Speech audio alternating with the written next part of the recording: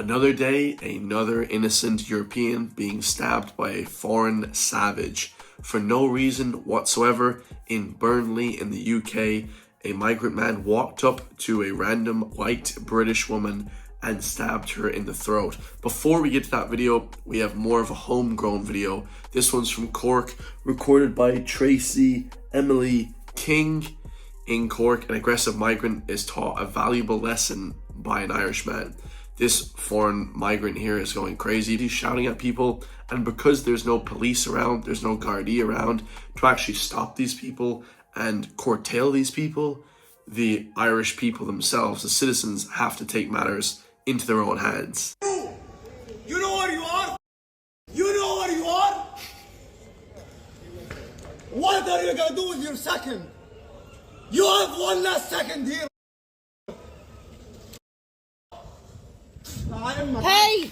What the f are you gonna do? Show the hard on. Yeah, boy. Yeah, boy. Yeah, boy. Yeah, sausage. Who's the sausage? You're sausage shouting at a woman. Thanks. What shot me with that? I'm telling you. Calm down. The fuck? Who's this boy? Get in. Who are you? Boy, go in. Who are you? Calm down.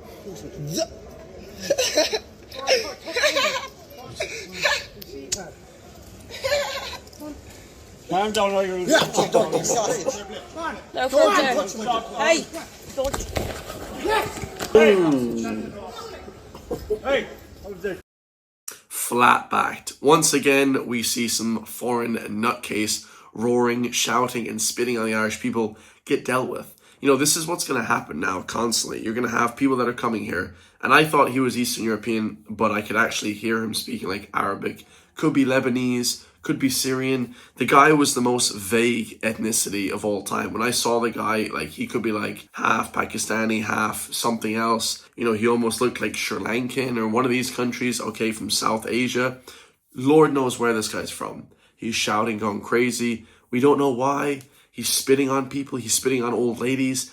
And then, of course, the Irish citizens have to handle business, okay? Did they have to kick him in the head? You know, unfortunately, the guy that kicked him in the head will probably go to prison for a few years, because the judges, if they see this video, they'll say, okay, this guy was acting crazy and irrational. Everybody knows that he deserved to get slapped, but I bet the judges will put this guy in prison to say, oh, the people went too far. That's what's going to happen. The judges will say, this person that attacked him and defended this old lady went too far, and now you should go to prison. That's what's happening now.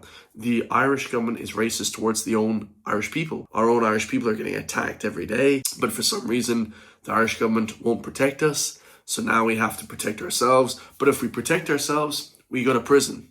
So what sense does that make? He's shouting at the beginning as well, do you know where you are? Do you know where you are? Like, does he know where he is? Like, what's he talking about? He's not from here either. Like, he's basically trying to infer, like, do you know where you are? You're in Cork, you know?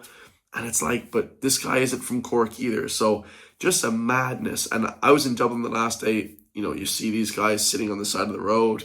They're drinking coffee, they're drinking beer, you know, at 3 p.m. on a Friday. It's just very odd activity, lads, you know, for these random people to be doing nothing. They're not here to help.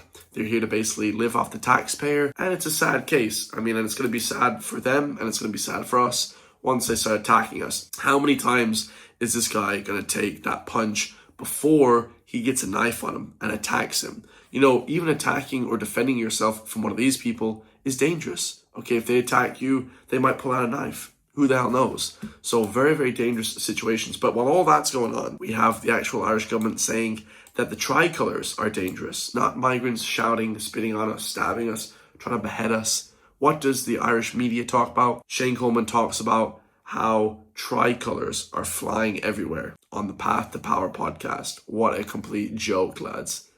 About the racism on display in Belfast, we have serious problems here in the Republic as well. Yeah, I couldn't agree with you more, Matt. I could not agree with you more. And the only thing I'd add to that pretty definitive list that you've given is and we've spoken about it a few weeks ago on this podcast, the presence of tricolours everywhere. If you go to housing estates, particularly in the north side of Dublin, I was in one yesterday, and there was tricolours everywhere. And how intimidating must that be? The Irish media hate us. How intimidating is the Irish flag? Oh my God, I'm so afraid. Watch out, guys. I have 2 Irish flags there. Watch out. Oh my God. Why are they intimidating? This is the kind of crazy rhetoric that they're making us believe. They want us to hate ourselves. They want us to hate nationalism and patriotism. It's disgusting. And we hate them. We know it, that they're working for the state. The tricolour is beautiful. If you go to the US, they have their flag everywhere. If you go to Canada, they have the Canadian flag everywhere. But for some reason, we're the only country that's not allowed to fly our own flag in our own country. I've unfortunately come across people I know and people I've spoken to in the last couple of days on the receiving end of racism. I spoke to an Indian gentleman yesterday who said things have got way, way worse in the last couple of years. And interestingly, he said, and by the way, it's not confined to deprived areas. He said, I've been in leafy, affluent areas and been told to go home. And I mean, I went down and had a look at the march outside Leinster House the other day. Now, it was pretty small. Full of the tricolours that had marched up from O'Connell Street, full of individuals who had been involved as well in the petrol fuel protests, claiming to be patriots. The last refuge of the scoundrel is claiming patriotism. No, that's not right. Thomas Jefferson said that dissent is the greatest form of patriotism. We are patriots and they are assholes. That's what they are. That had marched up from O'Connell Street, full of individuals who had been involved as well in the petrol fuel protests, claiming to be patriots. The last refuge of the scoundrel is claiming patriotism. Who also saying that they were going to bring down the government, almost started declaring that they alone would decide what was right for the country. Never mind the general election. Never mind that, it was pretty small, but they were shouting things like, get them out. And who are we talking about getting out? Are we talking about the nurses, the doctors in our hospitals? Are we talking about the taxi drivers? Are we talking about the immigrants who, according to the ESRI, actually work harder than people who were born in this country and who do jobs that we don't want to do in many? Oh my God. So pure propaganda to say that immigrants work harder than the average Irish person. I mean, they hate you. The Irish media hates you, Irish man and woman. To say that is disgusting. Bringing up all these made up statistics is not true. We know that when we say get them out, they're talking about get the government out, guys. We're talking about get the government out. No one's talking about removing anybody unless they're already in power. We're talking about get the corrupt Irish government out of power. That's what people are talking about when they say get them out. Shane Coleman and Matt Cooper look and sound a little bit low IQ in my personal opinion. So they have no leg to stand on when they're talking about patriotism. They wouldn't know what patriotism is if it hit them in the flipping head because they're complete bozos. They're getting paid by the state to spread this propaganda. And finally, we have a 17-year-old stabbed in Burnley in the UK. Every single day in the UK, there's a stabbing or a beheading. Literally 2 days prior, we saw a disabled man getting beheaded on the streets of Belfast.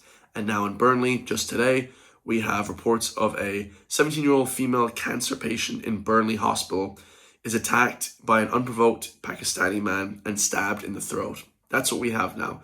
We have poor people here in Ireland and the UK that are doing nothing, that are not provoking anybody, and they're getting run up on and stabbed in the throat. It is disgusting and it is absolutely abhorrent. What words should we use to describe this? While we're worrying about getting stabbed in the neck and killed, the Irish government is talking about the dangers of the Irish flag. This is how much they hate us, lads. You couldn't hate them enough. And here's actually a video of the attacker, the assailant. It looks like they beat the hell out of him as well. Great job to the police for beating him up. But that's the man right there, guys. These are the savages that we have coming into our local communities. Look at that.